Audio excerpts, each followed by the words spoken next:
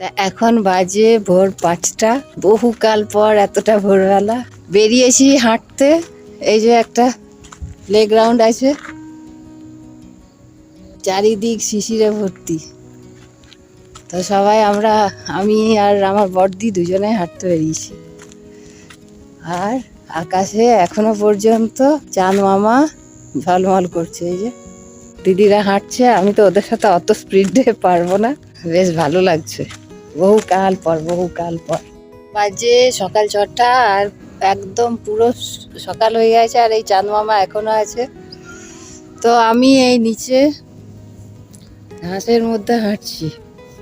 এই যে পুরো শিশিরের মধ্যে হেঁটে যাচ্ছি। এখন যাবি?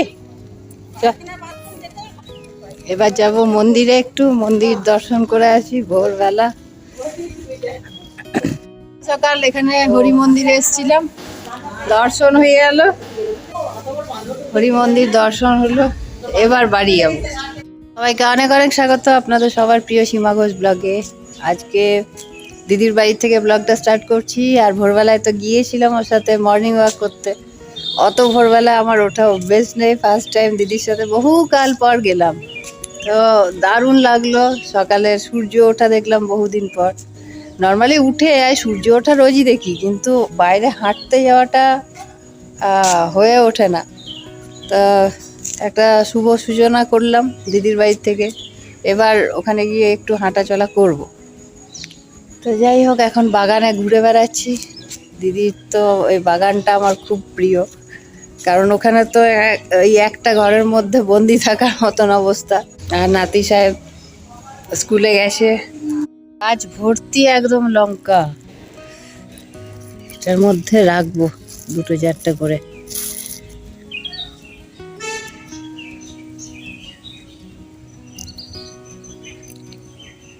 কি সুন্দর লঙ্কাগুলো, আর ঝালও সেরকম।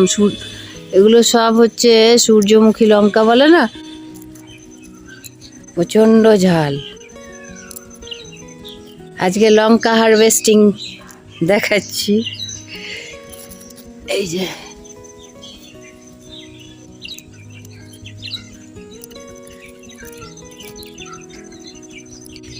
প্রচুর লঙ্কা ধরে আছে, প্রচুর। গাছটাতে 1000 লঙ্কা হবে, এত লঙ্কা ধরেছে। এই নিয়ে যাব, কদিন খাওয়া হবে। এই লঙ্কা তোলা হলো এগুলোতে অনেক দিন, কারণ আমি একা খাবো লঙ্কা, আর মিঠি তো ঝাল খায় না, ওই জন্যে। আর এই গাছটা দেখায়, এটা হচ্ছে করবী। প্রচুর করবী ফুল ধরে আছে। হয়তো রৌদ্রের আলোতে দেখা যাচ্ছে না। মানে বাগানটা এলে না মন একদম আনন্দ ভরে যায়, এত রকমের গাছপালা এখানে আছে। আর এখানে একটু ধনেপাতা, পালং শাক, এই যে বীজ ছড়িয়ে রেখেছে, কি সুন্দর হবে এবার শীতকালে। এগুলো ধনেপাতা, সরি, পালং শাক আছে হয়তো 1-2। এই যে বড় বৌমা রান্না করে দিচ্ছে সকাল সকাল, যে মাসিমণি খাবার নিয়ে যাবে এখান থেকে, আমাকে যাতে গিয়ে আর রান্না না করতে হয়। আর দিদি বানালো এই যে সকাল সকাল রান্না করে ফেললো। আর এখানে হচ্ছে পেঁয়াজি, এই যে পেঁয়াজি তৈরি হচ্ছে। তো যাই হোক, দিদির বাড়ির থেকে এই জাস্ট ফিরলাম। এবার এখন বাজে প্রায় 12:30। ও খাবার দাবার সমস্ত কিছু দিয়েছে, দেখাচ্ছি কি। আমি নিজেও জানি না কত কি দিয়েছে ব্যাগের মধ্যে। তো শুধু জাস্ট একটু গরম ভাত বসিয়ে নেবো প্রেসার কুকারে, ব্যাস। আবার কি, এই যে এটা হচ্ছে মায়ের লাড্ডু, মা দিয়েছে সেই লাড্ডু। আর এখানে বড় বৌমা কি দিয়েছে টিফিন বক্সে ভরে টোরে। ও, এই যে লঙ্কা তুলেছিলাম সকালবেলা, সেই লঙ্কা দারুণ। সাথে দিদির গাছের এই যে পেয়ারা আছে, দারুণ টেস্টি এই পেয়ারাগুলো, মানে চিনির থেকেও বেশি মিষ্টি। আর এটার মধ্যে এই যে মিঠির জন্যে আমসত্ত্ব দিয়েছে ওই বড় বৌমা। এই যে মিঠির জন্য আমসত্ত্ব, পেয়ারা আর কাঁচা লঙ্কা। এটার মধ্যে দেখি কি আছে। অ্যাকচুয়ালি লতির তরকারি রান্না করতে আমি দেখেছিলাম, তখন ভিডিওটা বানানো হচ্ছে। তারপর বোনের বাড়ি গিয়েছিলাম, তখন আর জানি না কি কি বানিয়েছে। সেগুলো সব গরম গরম সবজি সব ভরে দিয়েছে। আরে বাবা! তো এটা হচ্ছে সয়া চিলি, দুর্দান্ত বানিয়েছে বৌমা এই সয়া চিলি। ও দারুণ বানায়, দারুণ দারুণ, মানে হোটেল রেস্টুরেন্ট ফেল। তো মিঠি খেতে খুব ভালোবাসে, আমি মিঠি আমাদের দুজনের জন্য পাঠিয়েছে। হ্যাঁ, আর সাথে এখানে হচ্ছে এটা মোচার তরকারি, আর এটা হচ্ছে লতি। তাহলে এত কিছু আইটেম, আমাকে দুবেলা আর রান্না করতে হবে না, শুধু ভাতটা করে নেবো আর রাত্রে খুব জোরের উপর রুটি, ব্যাস। আর দেখায় একটা জিনিস, এই হচ্ছে লাড্ডু, মা নিজের হাতে বানিয়েছে।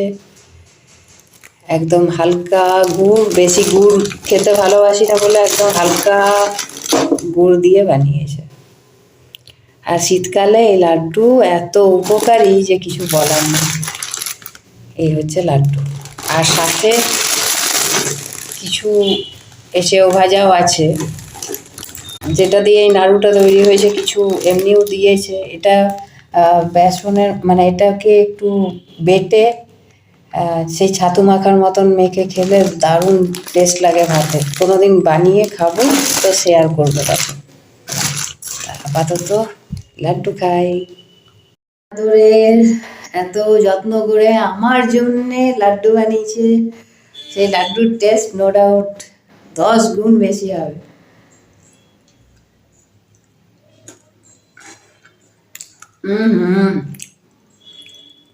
লাভ ইউ মা। দারুণ দারুণ দারুণ। তো যাই হোক, এবার ভাতটা বসিয়ে, সব তরকারি টরকারি সব তো চলে এসেছে। নর্মালি খাবার খেয়ে আসতাম, কিন্তু মিঠির আবার বিকেলে টিউশন আছে, ওই জন্য আর এই বেলাটায় চলে এলাম। একটু স্নান করি, তার আগে ভাতটা বসিয়ে দিই, তারপর ফ্রেশ হয়ে নিই। তো আজকের ব্লগ আর বেশি বড় করছি না, সেই ভোর 5টার থেকে আপনাদের সাথে শেয়ার করে যাচ্ছি। আর কাল থেকে দিদির বাড়িতে শুভ সূচনা করে এলাম আজকে, কারণ একটা মোটিভেশনের দরকার। এককালে আমি দিদিকে বলতাম, দিদি হাঁটতে যাবি হাঁটতে যাবি, এখন আমি নিজে হাঁটার ব্যবস্থা করছি। দেখি কাল থেকে আমিও বেরোবো। তো অত ভোরে বেরোবো না, একটু লেটে বেরোবো, কিন্তু বেরোবো। তো যাই হোক, আজকের ব্লগ এখানে শেষ করলাম। ভালো লাগলে অবশ্যই লাইক শেয়ার আর সাবস্ক্রাইব করবেন। আবার দেখা হবে নেক্সট ব্লগে। ভালো থাকবেন, সুস্থ থাকবেন, টাটা।